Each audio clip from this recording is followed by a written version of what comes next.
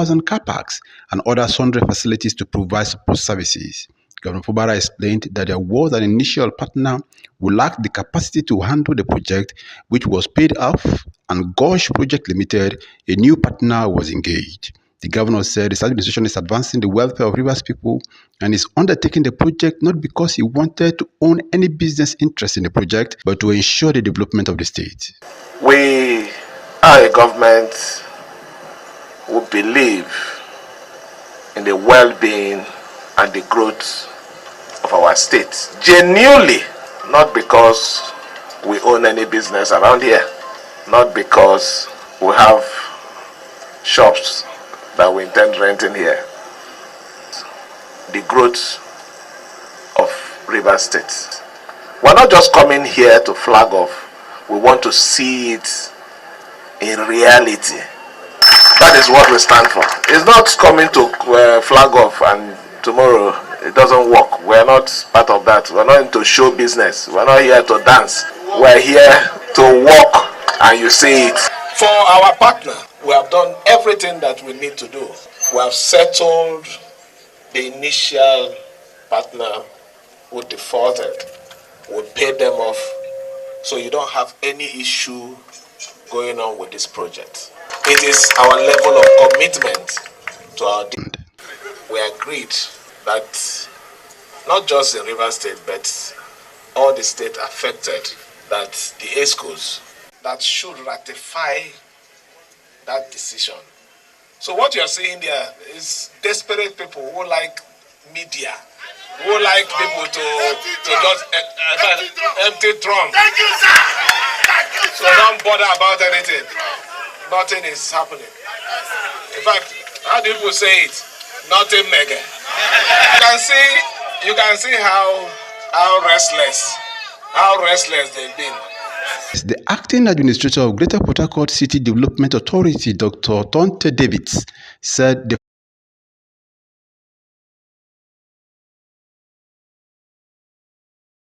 Rstv News.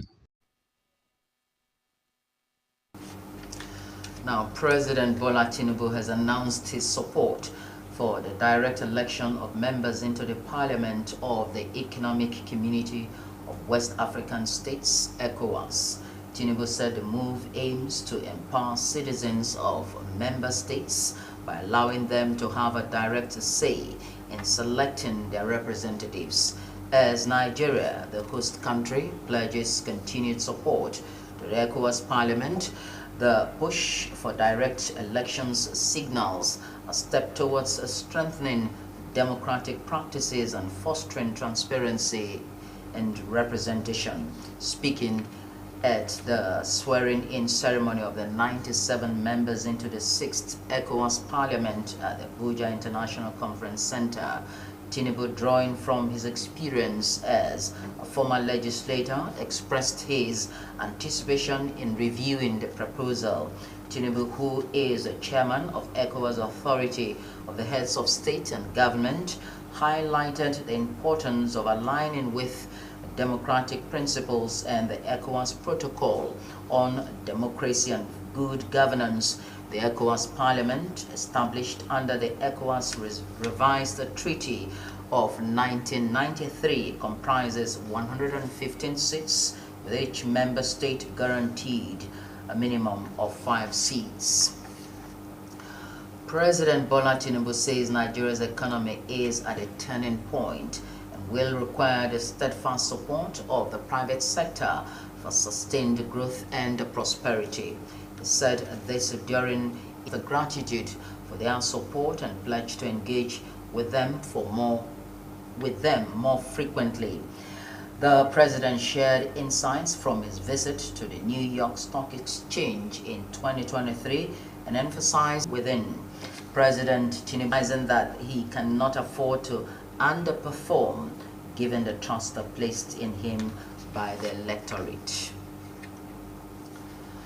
The Inspector General of Police, IGP Kayode Agbetokun, has authorized the promotion of 10,581 junior officers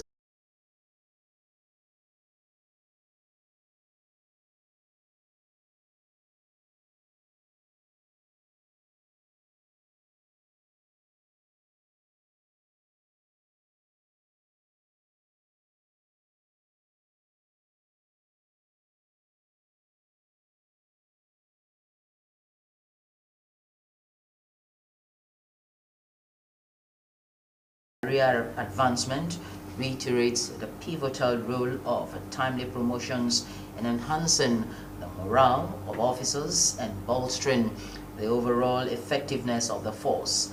Development initiatives of the Nigerian police force. He, however, reassured that promotions in the force will be solely on merit. Meanwhile, the Police Recruitment Board, set up by the Police Service Commission (PSC) to midwife the ongoing recruitment into the Constable Cadre of the Nigeria Police Force (NPF), has confirmed 20 centers for the medical screening of successful and shortlisted applicants. The development followed the just concluded computer-based test CBTS conducted by the Joint Admissions, and about 30,000 applicants will be admitted. The applicants had been subject to examination. The medical screening, according to a statement in Abuja by PSC's head of press and public relations for the exercise, Zone 1, Kano, Police Cottage Hospital, Bompai, Kano, Zone 2, Lagos, Police College, Ikeja, Zone 3, Yola, Police Clinic, Yola, Zone 4, Makurdi, Police Clinic, Makurdi, Zone 5, Benin, Police Cottage Hospital, Benin, and Zone 6, Calabar Police Hospital in Calabar. The National Institute for Legislative and Democratic Studies, NILDS, says ensuring women's meaningful accountable security sector that reflects the diversity of the community it serves and better responds to their needs. To this end, NILDS is collaborating with the National Assembly and security institutions on the need for gender-responsive laws. The nation's security institutions are no doubt major actors in the prevention and response to safety of lives and property in Nigeria. While these security institutions strive to achieve their mandates every year, experts say huge gender gaps are visible in their policies and operational procedures at all levels. Explains NILDS a partnership with the Parliament and security agencies towards strengthening gender-responsive security sector policy reforms and implementations of gender policies adopted by target security institutions. The project is designed to respond to gaps identified in women's representation in security sector and broader need for a gender-responsive approach to security operations. Niger Delta Development Commission (NDDC) has announced plans to purchase modern farming equipment such as tractors to boost its to inspect farming equipment in Port Harcourt. NDDC's executive to maximizing the agricultural potential of the Niger Delta region and promoting the shift from traditional to mechanized farming practices.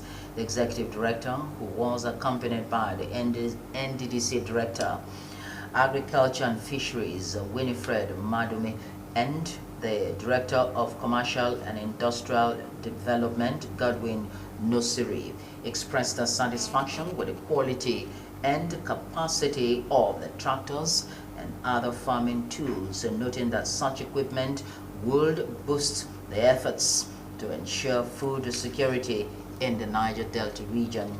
He added that the NDDC management decided to look at various farming equipment to see how best it can incorporate them into the Project Hope program, which has agriculture as its key component. It's time to apply the brakes, but just before then, do you love and care about River State and a peace, and let's build and take her to greater heights? It's a task we must accomplish. You can watch Rstv News live on YouTube and Facebook at Rstv Channel 22 online. You can subscribe and click the notification bell for updates on our live feeds. Up ahead, South Africa former Speaker of Parliament released on bail, and Israel to temporarily reopen North Gaza crossing for aid after U.S. President Biden's call. Details of these and more when we return. This is Rstv World News. We bring you world-class news, accurate, first-hand, entertaining, balanced analysis. Rstv, Channel 22 Port Harcourt.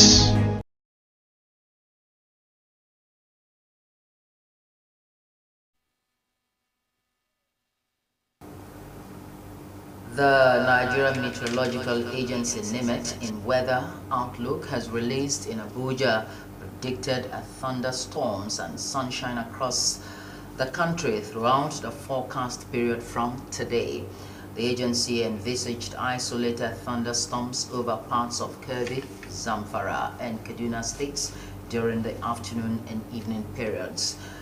They stated that sunny skies with few cloud patches are expected over the north-central region during the morning hours, and later in the day, isolated thunderstorms are anticipated over parts of Niger and the Federal Capital Territory, Kogi and Kwara states. NIMET predicted sunny skies on Saturday with few cloud patches over parts of the northwest and parts of the northeast to be sunny and dry during the morning hours.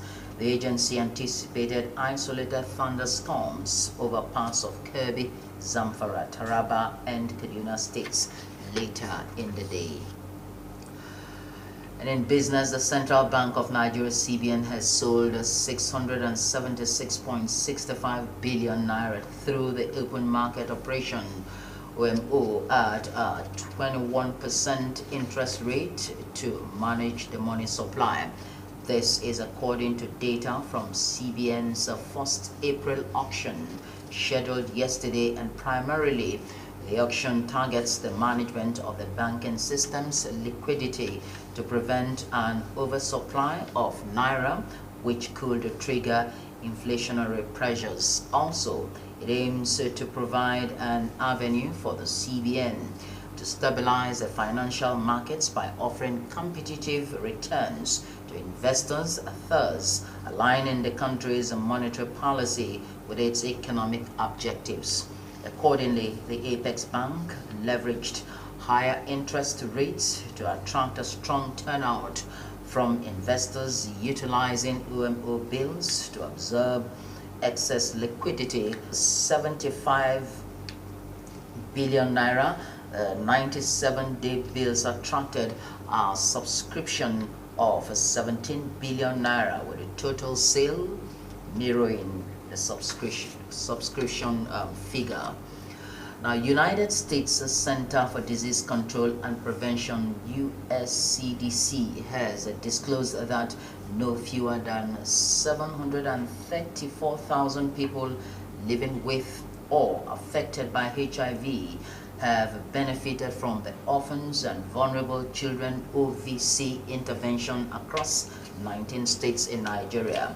The OVC program specialists CDC Nigeria Femi Oke disclosed this in his presentation at the CDC Nigeria Roundtable Media in Abuja. That the US CDC Orphans and Vulnerable Children program delivers child-focused, family-centered interventions that seek to improve the overall well-being and mitigate the impact of HIV on children and families. He said almost 734,000 people living with or affected by HIV have benefited from our Orphans and Vulnerable Children interventions across 19 states in Nigeria. He added that the program utilizes a case management approach which involves working in partnership with children and families to identify the needs, plan, and complete a series of actions with the orphans, vulnerable children, and their caregivers to achieve specific household goals. And on the foreign scene, former South African Speaker of Parliament, who was arrested over allegations that she received about $135,000 in bribes in the latest corruption scandal to face the governing African herself National in to Congress the Party. Nosivue Mapisa Kwakula turned herself in to place in the capital Pretoria and was taken to Pretoria Magistrate Court, where she was released on 50,000 rand in bail. Mapisa Nakwila motivated with the country set to hold national elections later this year. The development follows weeks of controversy over allegations that Mapisa Nkula received 11 cash payments from defense contractors when she was Minister of Defense between 2016 and 2029. Her Johannesburg home was raided by law enforcement officials. She was informed that the state intended to charge her with 12 counts of corruption and money laundering. Her case has been postponed to June 4, with prosecutors saying they plan to add another defendant. Now, Israel has said it will reopen the Beit Honan Erez border crossing with northern Gaza for 8 hours after a warning from the United States President Joe Biden for it to take steps to protect civilians and humanitarian workers following the Israeli military strikes on food charities team. The office of Prime Minister Benjamin Netanyahu said on Friday that Israel will, quote, temporarily open the Ashdod port to receive humanitarian aid packages that will be transported to Erez crossing, which will be opened for the first time since the current conflict started in October. It said that Israel will also increase with southern Gaza. Israel said by opening the border crossing, the increased aid will prevent a humanitarian crisis and is necessary to ensure the continuation of the fighting and to achieve the goals of the war. Following a tense phone call between Biden and Netanyahu on Thursday, the White House had said the U.S. president called for an immediate ceasefire and signaled he is prepared to make changes to Washington's ironclad political and military support for Israel if aid is not increased. Russia has downed 53 Ukrainian drones, the majority of which targeted the southern Rstv region. The Ministry of Defense disclosed this when it warned that Russia and NATO are now in direct confrontation over Ukraine. The ministry said terrorist attacks with aerial drones overnight and this morning were foiled, adding that 44 of them were downed or intercepted in Rostov, where Russia's Ukraine campaign headquarters is located. The governor of Rostov, Vasily Golubev, who confirmed this early this morning, said Air Defense Units had destroyed more than 40 airborne targets, though an electricity substation was damaged. The governor in a statement said drone attacks had focused on the Morokovsk district northeast of Rostov, which lies on Ukraine's eastern border, adding that work was underway